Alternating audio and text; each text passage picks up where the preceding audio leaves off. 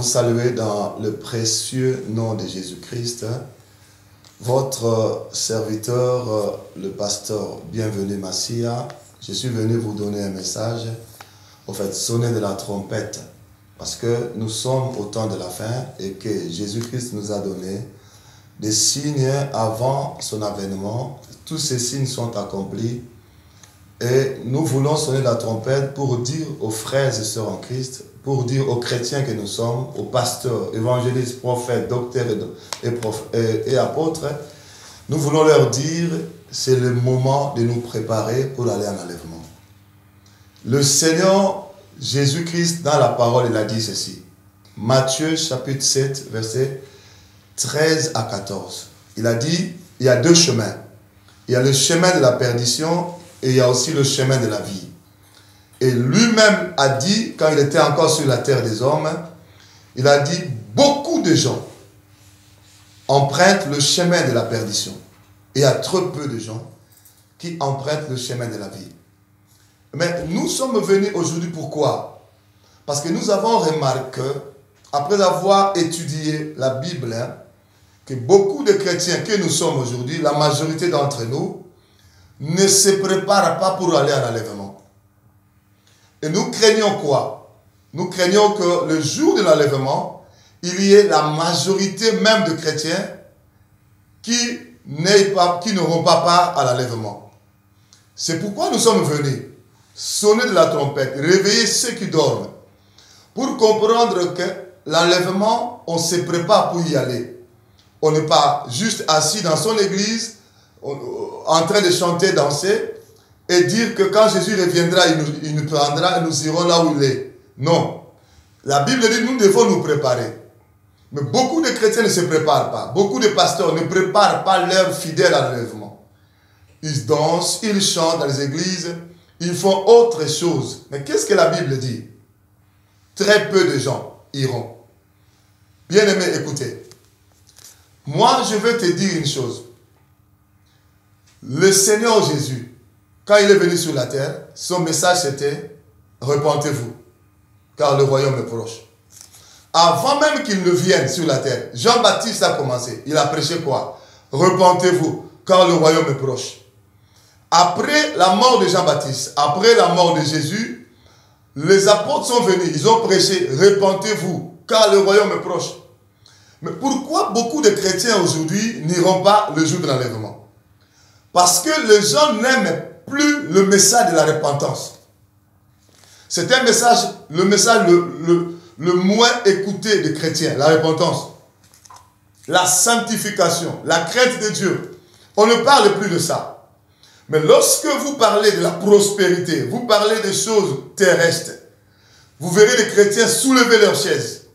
Vous verrez les chrétiens danser fortement. Ah, ce pasteur, il s'est prêché. Mais ce qui nous sanctifie, c'est la repentance. Car la Bible dit, sans la sanctification, personne ne verra le Seigneur. Or, pour arriver à la sanctification, il faut se repentir. Se repentir, nous sommes en train de dire, et nous le répétons, c'est de toutes les iniquités qui sont dans le cœur et toutes les iniquités qui sont dans le corps également. Parce que beaucoup d'entre nous disent, Dieu ne regarde que le cœur, nous avons laissé le corps pour Satan. Nous avons mis beaucoup de choses de Satan dans nos corps. Temple du Saint-Esprit. Et pourtant la Bible dit, nous sommes le temple du Saint-Esprit de Dieu. Écoutez, frères et bien-aimés, nous devons nous repentir. C'est le moment de nous repentir.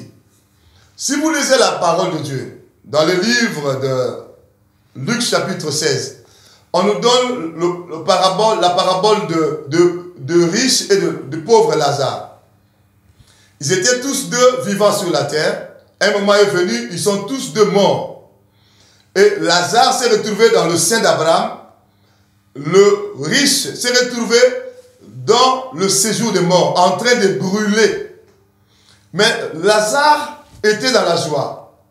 Le riche qui était riche sur la terre, il s'est retrouvé en train de souffrir. Il a demandé, il a posé des questions au père Abraham. Permets à Lazare de venir me donner de l'eau. On lui a dit, ce ne sera pas possible. Sa deuxième question était d'envoyer Lazare sur la terre pour qu'il aille prêcher à ses frères qui sont restés, de peur qu'ils se retrouvent également comme lui dans le séjour de mort en train de brûler. Il a dit, si quelqu'un quitte l'au-delà pour aller sur la terre, parler à ces gens-là qui sont sur la terre, ils se repentiront. Il a compris une chose, que s'il s'est retrouvé dans le séjour de mort en train de brûler, c'est parce qu'il ne s'était pas repenti, parce qu'il n'avait pas fait la repentance. Frères bien-aimés, qu'on ne vous trompe pas. Nous devons nous repentir, parce que Dieu nous a envoyés pour dire, le temps dans lequel se trouve un bon nombre de chrétiens aujourd'hui, c'est la saleté, ce sont les abominations, ce sont les iniquités. Ça ne nous permettra pas d'entrer le jour de l'enlèvement.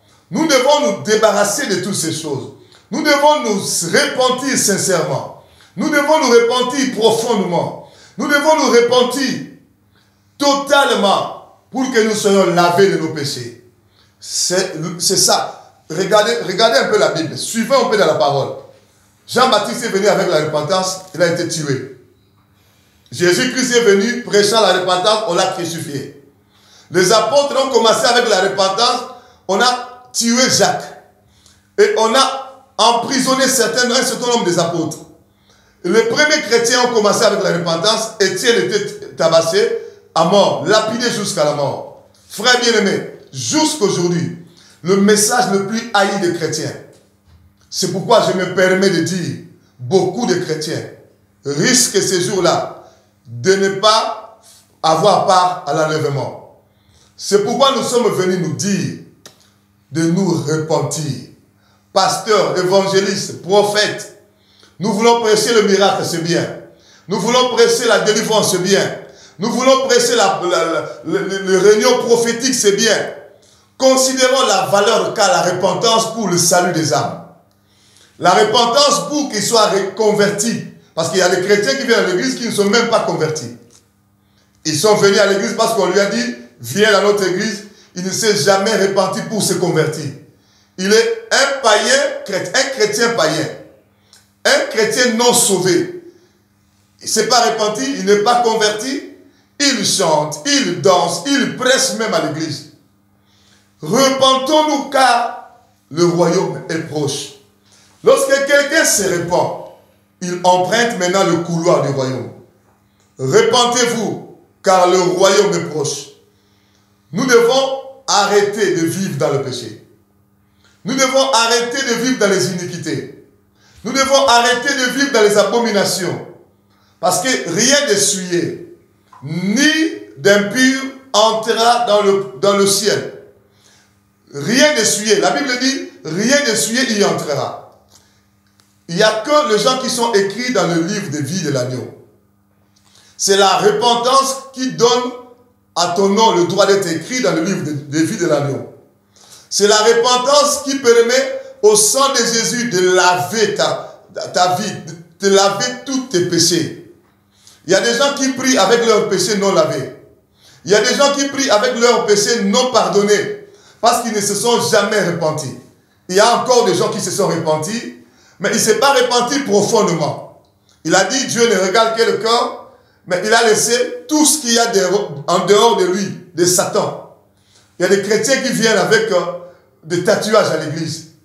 Un chrétien qui se tatue, un chrétien qui fait des piercings, là au nez, là aux oreilles, là à la langue, là aux joues, même aux yeux. Les chrétiens, pour qui Jésus est mort, ils prennent le corps, temple du Saint-Esprit de Dieu, pour faire tout ce que le diable propose dans le monde. Et pourtant, la Bible dit, n'aimez point le monde, ni les choses qui sont dans ce monde. Si quelqu'un aime le monde, l'amour de Dieu n'est point en lui. Toutes ces choses du monde sont aimées par les chrétiens maintenant. Et chaque communauté ne dit pas aux chrétiens de la communauté qu'il faut réellement se repentir, sincèrement se repentir, profondément se repentir, enlever tout ce qu'il y a de Satan dans le cœur, premièrement, aussi enlever tout ce qu'il y a de Satan dans le corps. Le cœur est rempli d'orgueil. Le cœur est rempli d'hypocrisie. Le cœur est rempli de ce qu'on appelle de la trahison. Le cœur est rempli de beaucoup de mauvaises choses, de l'ingratitude. Aujourd'hui, les chrétiens, ce sont les plus ingrats. Il n'y a pas de gratitude. Ingratitude par rapport à Dieu. Ingratitude par rapport aux hommes. La haine dans le cœur.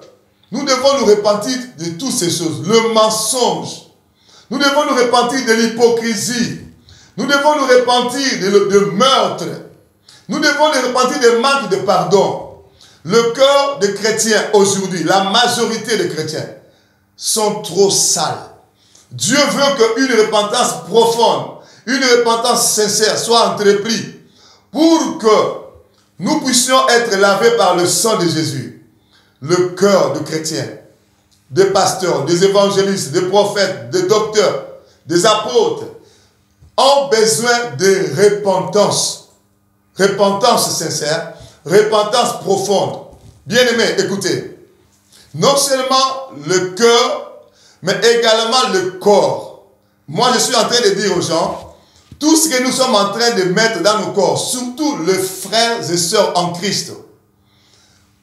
Ta peau était noire, tu prends l'hydroquinone, tu changes ta peau. C'était noir, tu changes ta peau, ça devient tout blanc. Une peau toute blanche, éclaircie par l'hydroquinone. Ça, c'est quelque chose que Dieu ne nous a pas donné pour faire. La peau était une autre couleur. Moi, je prends l'hydroquinone. Même les païens, ils se sont assemblés, ils ont trouvé que c'était pas bon l'hydroquinone. Ça détruit le corps. Mais nous sommes le temple du Saint-Esprit. La Bible dit, c'est lui qui détruit le temple, Dieu le détruira aussi. Mais les païens même ont compris que ça détruit le corps. Mais comment nous, les chrétiens, nous ne comprenons pas que quelque chose qui détruit le corps, nous ne pouvons pas mettre dans le corps parce que nous sommes le temple du Saint-Esprit de Dieu. Les chrétiens qui mettent l'hydroquinone, c'est un péché, c'est quelque chose qui va nous bloquer le jour où Jésus-Christ reviendra chercher l'église. Certains disent Dieu ne va pas se rabaisser jusqu'à ce niveau. C'est toi, tu n'es pas Dieu. Quand Dieu t'a créé, tout ce qu'il avait fait était bon. Mais ceci, ce n'était pas pour la peau, il allait s'arranger pour que ta peau soit de la couleur que tu as cherché là. Mais s'il t'a créé noir, il savait que ta peau est bonne à cette couleur-là. Mais quand nous changeons ce que Dieu a mis en nous, nous créons des problèmes avec Dieu. Je suis en train de dire aux sœurs, quand nous mettons le faux cils, c'est une abomination devant Dieu. Je suis en train de dire à nos mamans, quand nous mettons de faux ongles, c'est une abomination devant Dieu. Je suis en train de dire à nos sœurs, quand nous mettons de faux cheveux, c'est une abomination devant Dieu.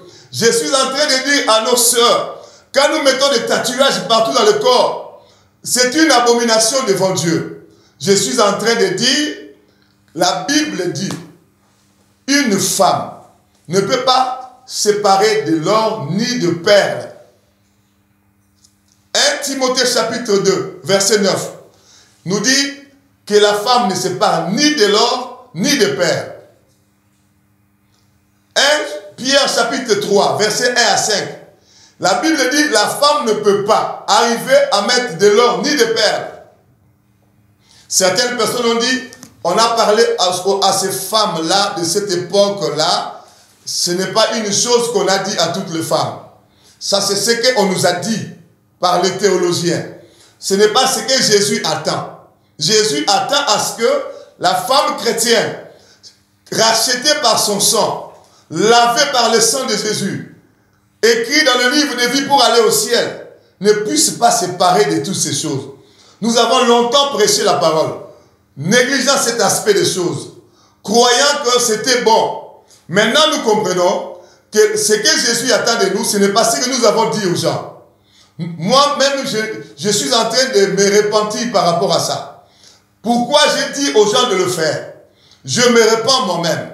Et j'ai dit aux gens de nous repentir tous. Parce que c'est l'heure de nous préparer pour l'enlèvement. À la rencontre de l'époux. Les choses du monde, nous avons pris et nous avons mis sur le temple. Il y a non seulement les bijoux, Il y a également le maquillage. Tout ce que nous mettons comme maquillage. Il n'y a aucun verset biblique qui nous recommande, nous enfants de Dieu, de mettre sur ces choses. Si quelqu'un a des versets à donner, il peut me dire, je vais m'humilier, dire non, tu as raison. Il n'y a aucune recommandation de la Bible qui nous dit de traiter nos corps, temple du Saint-Esprit, de cette manière-là. Nous avons trouvé ça dans le monde.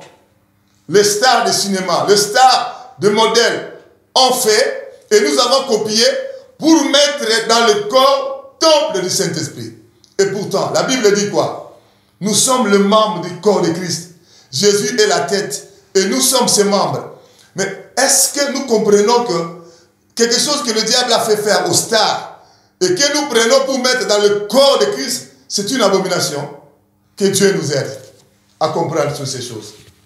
Vous vous rendez compte, les frères et sœurs en Christ, pour qui Jésus a versé le sang, ils prennent les habits sexy. Ça veut dire quoi, habit sexy? Un habit qui suscite l'appétit sexuel. Nous entrons dans la dimension de l'impudicité. Or, la Bible dit quoi? Fuyez l'impudicité. Nous, les pasteurs, nous ne voulons pas dire la vérité. Parce que quand tu commences à parler beaucoup de la repentance, les fidèles vont fuir l'église. Les fidèles ne vont plus donner l'argent. Les fidèles ne vont plus aider le ministère. Moi, je préfère rester avec Jésus et avec les gens qui iront en enfer. Non, je préfère rester avec Jésus, avec les gens qui iront au ciel. Si quelqu'un est réellement brebis du Seigneur, il ne va pas fuir l'église parce qu'on lui a dit de se repentir. Parce que la Bible dit, les brebis entendent sa voix et ils le suivent. Mais tout ce que nous avons reçu du diable, qui sont dans nos cœurs ou dans nos corps, nous devons remettre ça au diable. Nous devons rester avec le Seigneur Jésus-Christ. Les habits sexy, tu trouveras un chrétien, il s'habille d'une manière sexy, il met ça sur des réseaux sociaux. Et on dit là-bas, oh tu es trop sexy, il dit merci. Mais ça c'est pas un compliment pour un chrétien. Ça c'est pas un compliment pour un chrétien. Sexy, ça doit être un sujet de repentance, pleurer Dieu. Tu sais combien de personnes qui vont tomber dans l'impudicité avec toi en te regardant? Et ce que tu ne sais pas c'est quoi? Que la Bible dit, l'impudicité dans la nouvelle alliance, quand tu regardes seulement, tu as un regard chargé de désir, tu commets déjà l'impudicité dans ton cœur. Mais combien de personnes vont tomber dans l'impudicité parce que toi, tu t'es mal habillé, mini-jupe, mini-robe, les habits qui laissent la poitrine dehors, surtout lorsqu'il y a une fête des chrétiens. Je ne sais pas. Même si je suis marié à l'honneur de marier, je ne suis pas obligé de m'habiller sexy. Si je suis réellement chrétien, garde ton corps pour ton époux. Et nous ne voyons pas le péché. Nous ne voyons plus le péché. Alors, il y a un livre là au ciel. On appelle ça le livre des souvenirs. Lorsqu'il y a péché, on écrit là-bas péché.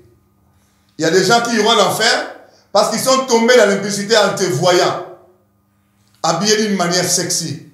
Et quand ils vont tomber dans l'impudicité, certaines vont se masturber, certaines personnes vont violer, certaines personnes vont aller chercher des prostituées. Mais tu ne sais pas. Mais c'est toi qui as déclenché l'impudicité dans la vie de la personne qui est en train de mourir dans le péché. Mais Dieu le sait, il écrit dans le livre des vies, dans le livre des souvenirs plutôt, impudicité. Nous devons nous repentir et changer de vie. Nous devons nous repentir et être totalement pour Jésus. Nous devons nous repentir et donner toutes nos vies à Christ. Je vais vous dire une chose. Vous connaissez, la majorité des chrétiens vivent sous les abominations. Dans ces choses que je suis en train de dire. Et qu'est-ce qui arrive? Il arrive que tellement la majorité des chrétiens ont accepté ça. Nous sommes pris au piège de la loi de la majorité. Vous savez, le monde est régi par cette loi, loi de la majorité. Toute chose qui est acceptée par la majorité, c'est considéré comme vrai, comme le bon chemin. Mais la loi de la majorité, c'est une loi mondaine. Ce n'est pas une loi chrétienne, ce n'est pas une loi biblique. Dans la Bible, ce n'est pas la majorité qui a raison. Il ne faut pas dire parce que la majorité des chrétiens portent toutes ces choses dans leur corps, ils ne s'occupent même pas de l'impudicité dans leur cœur. Cela veut dire que la majorité a raison. Non. Allez-y dans la Bible. À l'époque de Noé, Noé était seul avec 8 personnes. La majorité avait tort. À l'époque de Lot, Lot n'était qu'avec sa famille. La majorité avait tort. À l'époque d'Élie, Élie était seul avec 7000 prophètes qu'on ne voyait pas. La majorité avait tort. À l'époque de Michée, le prophète Michée était seul. Tous les prophètes ont prophétisé pour le roi. La majorité avait tort. Frères bien-aimés, cette fois-ci encore, la majorité aura tort. Parce que Jésus dit quoi? Il dit, plusieurs me diront en ces jours, n'avons-nous pas prophétisé en ton nom, chassé les démons en ton nom, opéré des miracles en ton nom? Il a dit plusieurs, ça veut dire quoi? La majorité aura tort en ces jours-là. Jésus a promis à la majorité de ceux qui prophétisent aujourd'hui, de ceux qui chassent les démons aujourd'hui, de ceux qui opèrent des miracles aujourd'hui. Je ne dis pas chasser les démons c'est mauvais, c'est mon travail aussi. Le miracle c'est le travail que je fais aussi. Prophétiser c'est le travail que je fais aussi. Ce n'est pas ce qui est mauvais aux yeux de Christ. Mais ce qui est mauvais c'est quoi? C'est nous prophétisons, chassons les démons, opérons des miracles au nom de Jésus, tout en travaillant dans les iniquités. C'est pourquoi Jésus a promis, il a dit, je leur dirai ouvertement. Il dira à la majorité de chrétiens aujourd'hui, de serviteurs aujourd'hui, je ne vous ai jamais connu. Frère bien-aimé. Et il a rajouté, ouvrier de l'iniquité. Écoutez, il y a des iniquités dans le cœur. Il y a des iniquités dans le corps. Tout ce que nous avons énuméré. Il n'y a aucun verset biblique qui nous dit de prendre toutes ces choses de stars et de mettre dans nos corps. Il n'y a aucun verset biblique. Nous changeons ce que Dieu a fait. Il y a une haine terrible, une haine. Une haine terrible par rapport à ce que Dieu a fait. Et pourtant la Bible dit quoi? Quand Dieu a créé l'homme, le dernier jour, c'était le 6e jour de la création, dans le livre de Genèse. La Bible dit quoi? Et Dieu a dit, créons l'homme à notre image et selon notre ressemblance. C'était le 6e jour. Après avoir créé l'homme, Dieu a dit, qu'est-ce que la Bible dit? Et tout ce que Dieu a créé, voici cela était très bon. Mais qui nous a dit que le cil n'était pas bon et que nous devons mettre d'autres cils? Les ongles n'étaient pas bons et que nous devons mettre d'autres ongles plutôt. Et la peau que Dieu nous a donnée, c'était pas bon et nous pouvons créer notre couleur de peau. Le visage là, c'était pas bon. Nous devons faire le maquillage pour créer notre visage. Il y a, je vous dis, aucun verset biblique qui nous recommande de le faire. Ce sont les abominations terribles que la majorité des chrétiens, nous avons acceptées. Nous devons nous repentir, nous séparer de ces choses. Et que le Seigneur nous soit favorable parce qu'il revient bientôt. Parce que rester le jour de l'enlèvement, il y a des choses qui viendront, des choses graves qui viendront après. Nous n'allons pas supporter cela. Frères bien-aimés, repentons-nous. Si ton pasteur ne te dit pas que c'est un péché, à travers le monde, il y a des gens qui ont reçu cette révélation pour comprendre que la majorité des chrétiens vivent dans la saleté spirituelle, dedans et dehors. Et que la repentance que nous devons faire aujourd'hui, c'est la repentance profonde et totale, dedans et dehors. Nous sommes devenus comme des pharisiens, des scribes. Qu'est-ce que Jésus a dit aux pharisiens? Vous fermez la porte du royaume aux gens qui veulent y entrer. Et vous n'y entrerez pas vous-même. Matthieu chapitre 23. Il a dit, vous n'y entrerez pas vous-même. Il a dit également aux pharisiens, vous êtes des tombeaux blanchis. Vous devez nettoyer l'intérieur et aussi l'extérieur. Nous devons avoir l'extérieur qui convient à la sainteté. Tite chapitre 2 verset 5 nous dit, l'extérieur doit être dans la sainteté. La sanctification, sans laquelle personne ne verra le Seigneur. Et cette sanctification doit être le dedans, c'est-à-dire l'âme et l'esprit, et le dehors aussi le corps. Sanctification totale qui nous permettra d'aller au ciel. Frères et sœurs, nous devons nous repentir. Comprendre que nous nous sommes perdus. Comprendre que nous nous sommes égarés. La repentance, c'est d'abord la prise de conscience. Que chacun de nous puisse comprendre qu'il s'est égaré. Et lorsque je prends conscience de mon égarement, je dois maintenant faire la démarche du retour vers la maison du Père.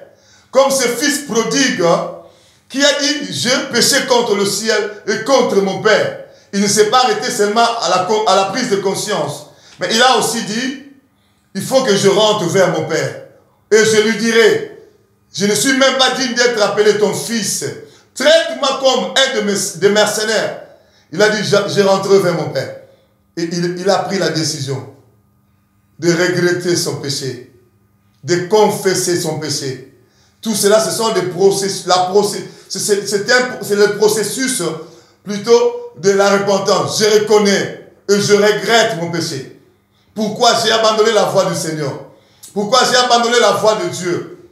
Et non seulement je dois regretter, je dois prendre la décision de ne plus tomber dans ces iniquités. Je dois également confesser mes péchés. À la fin, je dois réparer ou restituer.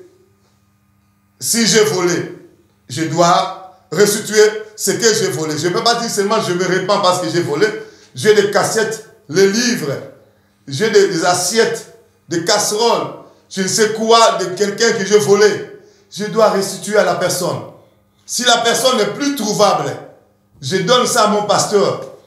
J'ai volé, je me suis repenti, Dieu m'a pardonné, mais je ne vois pas la personne qui mérite la restitution. Donne ça à ton pasteur. Je ne sais pas si tu es dans quel pays, je ne sais pas si tu es dans quel continent, mais va voir ton pasteur, repens-toi et remets ce qu'il y a à remettre. Et Dieu te sera favorable. Je suis en train de prier que quel que soit l'endroit où tu te trouves, si tu tombes sur cette vidéo, repens-toi. Qu'on ne vienne pas te tromper. Satan ne viendra pas te prêcher de te repentir pour aller au ciel. Satan ne viendra pas te prêcher de te préparer pour un enlèvement.